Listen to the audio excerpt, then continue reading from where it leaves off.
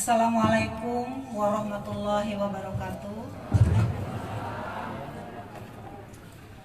Selamat siang dan salam sejahtera untuk kita semua. Alhamdulillahirabbil alamin, wassalatu wassalamu ala Rasulillah Sayyidina Muhammadin ibni Abdillah wa ala alihi wa sahbihi wa mawalah wa la haula wa la quwwata illa billah wa ba'd.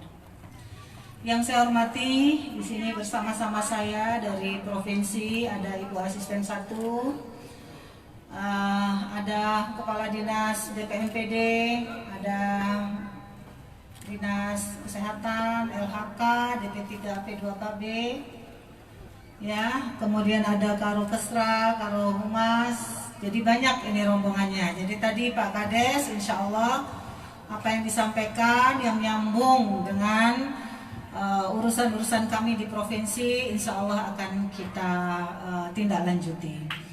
Kemudian yang saya banggakan tentunya PLT, Bupati KSB, Bapak Agus Patria, Bapak Sekda, Pak Kapolres, sehat selalu Pak.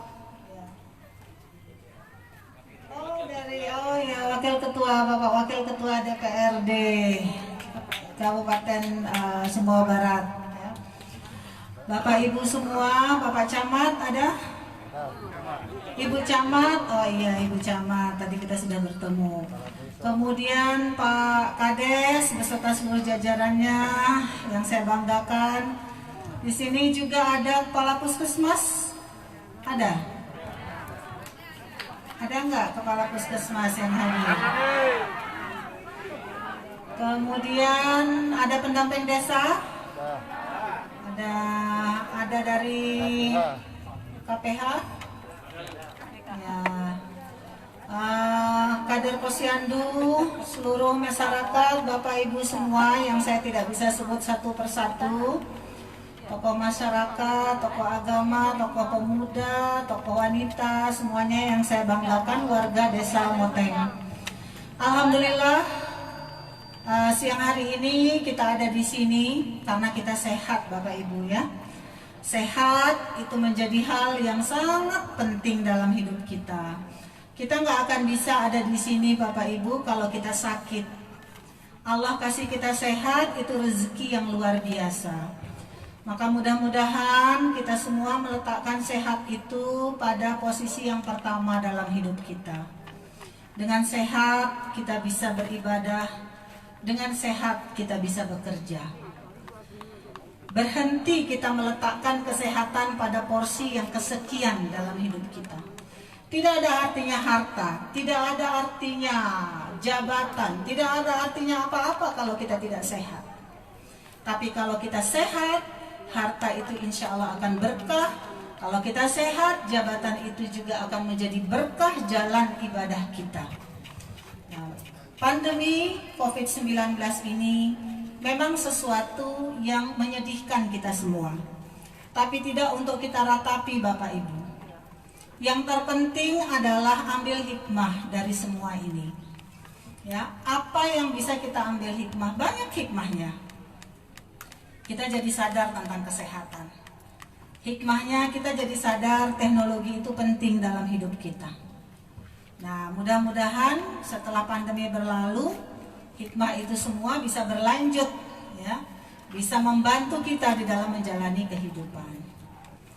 Bapak Ibu yang saya hormati, pakai masker itu tidak nyaman ya. Tidak ada orang bilang pakai masker itu nyaman. Saya berbicara dengan masker ini memang lebih tidak nyaman dibandingkan saya membuka masker. Tetapi memakai masker saat ini menjadi salah satu amal ibadah kita. Karena dengan memakai masker, kita melindungi diri kita, melindungi orang sekitar kita. Tanpa kita sadari. Coba Bapak Ibu perhatikan, tadi saya baru berkunjung ke Rumah Sakit Umum Daerah Ashifa. Dan banyak rumah sakit umum daerah lain juga yang sudah saya kunjungi. Bagaimana apa yang sudah dilakukan tenaga kesehatan kita? Luar biasa. Mereka berjuang bagaimana merawat saudara-saudara kita yang sakit tanpa kenal lelah.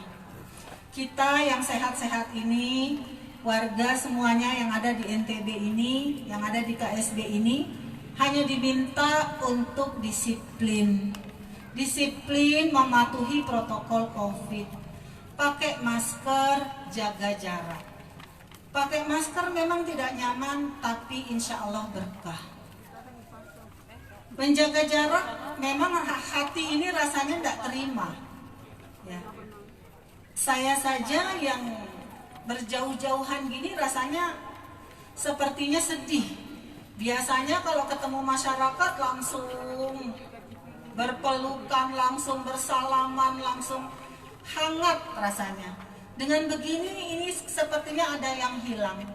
Tetapi inilah yang jauh lebih penting saat ini daripada kita menuruti perasaan kita, ya, yang kemudian akan berakibat tidak baik. Banyak yang tidak sadar tertular dan seterusnya.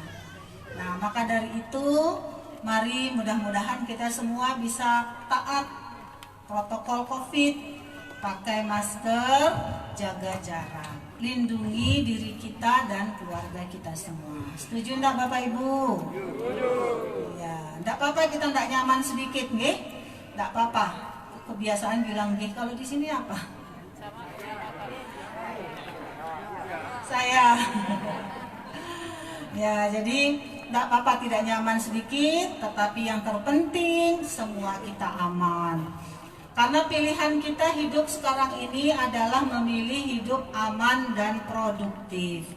Kalau kita memilih hidup aman dan produktif, kita hidup dengan protokol COVID maksudnya. Ya, kita bisa tetap produktif, kegiatan bisa tetap kita laksanakan, tapi jangan pernah lupa pakai masker, jaga jarak dan seterusnya. Sering cuci tangan, jaga kesehatan supaya imun kita kuat. Kalau kemudian kita kena, kita bisa bertahan. Nah, itu yang harus kita lakukan sekarang. Mudah-mudahan kita bisa saling ingatkan satu sama lain. Berikutnya, Bapak Ibu, saya tadi bangga sekali dengan Pak Kades, ya, Pak Kades Desa Moteng. Tepuk tangan untuk Pak Kades. Pak Kadesnya masih muda ya, masih energinya masih segar. Tadi banyak ide-ide, keinginan-keinginan, rencana-rencana yang disampaikan. Dan insya Allah semua apa yang Pak Kades sampaikan tadi, tidak ada yang tidak bisa tercapai Pak Kades. Mana Pak Kades tadi? Ya, tidak ada yang tidak bisa tercapai, percayalah. Insya Allah akan tercapai selama itu, ya, kerja keras, kebersamaan itu dikedepankan. Tadi Pak Kades sudah bilang, warga di sini ini luar biasa, partisipasinya. Nah, itu kunci. Kalau sudah warganya berpartisipasi di dalam pembangunan, insya Allah tidak ada yang sulit. Selama kebersamaan itu kita jalankan. Nah, luar biasa tadi. Dan Bapasi, ya, Bapak antar siap antar anak, ya, apa itu tadi? Pokoknya Bapasi lah. Bagus itu. Kemudian ada jimpitan, ya, kemudian ada program-program lain. Tadi ada masalah rotan, itu butuh mesin, nanti sama Kadis LHK, ya, di follow up, nanti dibantu supaya bisa olah rotannya sendiri di sini. Jadi tidak perlu lagi nanti ambil rotan yang sudah diolah dari Lombok, karena dihasilkan di sini bisa diolah di sini. Kemudian bibit juga tadi Pak Kadis, ya. Dan Pak Kadis bilang tadi katanya memang Desa Moteng ini termasuk BUMDesnya sudah kerjasama, ya, sudah kerjasama dengan KPH, ya, sehingga insya Allah tinggal ditingkatkan kualitasnya. Nah, kemudian kita berbicara tentang posyandu keluarga. Di KSB ini ada 222 posyandu yang saya dapat data dari DPMPD. Tadi Pak PLT bilang 250-an. Nggak tahu apakah ada 225. Oh, 225. Oke. Dari 225 itu data terakhir yang saya terima ada 35 posyandu keluarga. Ada update-nya terbaru? Oh, sudah 67. Luar biasa, ya. Dari 225 sudah ada 67 Pak PLT Bupati ya, sudah ada 67 posyandu keluarga. Insya Allah sisanya bisa cepat ya, karena sesungguhnya desa ini siap selama kita kasih pembinaan. Jadi kita ingin secepatnya posyandu ini bisa menjadi posyandu keluarga. Kenapa posyandu keluarga Bapak Ibu? Kalau posyandu biasanya kan melayaninya bayi dan ibu hamil. Kalau posyandu keluarga melayaninya dari bayi sampai lansia. Jadi remaja juga dilayani, lansia juga dilayani, ibu-ibu yang produktif juga dilayani. Jadi seluruh masyarakat di dusun tersebut terlayani Pak Kades ya. Jadi ini Desa Moteng harus semuanya langsung jadi posyandu keluarga. Jadi melayani semua kalangan sehingga kita bisa masukkan edukasi di posyandu tersebut. Tidak hanya edukasi tentang kesehatan. Kalau yang selama ini kan kita edukasi tentang bagaimana pola hidup bersih dan sehat ya, supaya anak-anak tidak stunting, anak-anak tidak kurang gizi, kematian ibu hamil, kematian bayi, ya penyakit-penyakit menular dan seterusnya. Nah, ke depan itu bisa diperluas ya. Bisa edukasi tentang narkoba, juga bisa masuk di posyandu. Edukasi tentang lingkungan, edukasi supaya jangan ada pernikahan anak, juga bisa masuk di posyandu. Oke? Jadi semua itu kita bisa masukkan melalui posyandu. Karena posyandu ini dilaksanakan setiap bulan di setiap dusun di seluruh Indonesia. Kalau fasilitas yang kegiatannya berlangsung secara kontinu, berbasis dusun, dusun itu kan terkecil kan, berbasis dusun kontinu setiap bulan, di situ masuk edukasi-edukasi, maka insya Allah masalah-masalah yang kita hadapi di dusun, di desa itu bisa teratasi. Karena sebagian besar Bapak Ibu, permasalahan kita di NTB, di Indonesia ini letaknya adalah pada edukasi. Bukan karena tidak mampu, kadang-kadang karena kurang paham, atau kurang mau paham, atau kurang peduli, sehingga tidak teratasi. Nah, kalau edukasi itu berlangsung secara terus-menerus, akhirnya masyarakat itu di kepalanya itu tertanam. Oh, kalau saya, anak-anak saya mau rumah tangganya nantinya selamat, bagus, perjalanannya harus dipersiapkan dengan baik. Menikah tidak boleh asal-asalan ya, umur 14-15 sudah menikah, harus sekolah dulu, selesai sekolah dulu ya, sudah bagus dari sisi matang secara fisik mental ya, bekerja baru berpikir menikah gitu, sehingga itu semua terencana dengan baik. Oh, supaya orang tua saya sehat harus bagaimana, pola makannya dan seterusnya tertanam. Akhirnya masyarakat itu akan proaktif ya, melaksanakan program-program itu tanpa disuruh, karena itu adalah kebutuhan mereka. Nah, itulah yang kita inginkan Bapak Ibu semua. Mari kita jadikan segera posyandu kita menjadi posyandu keluarga.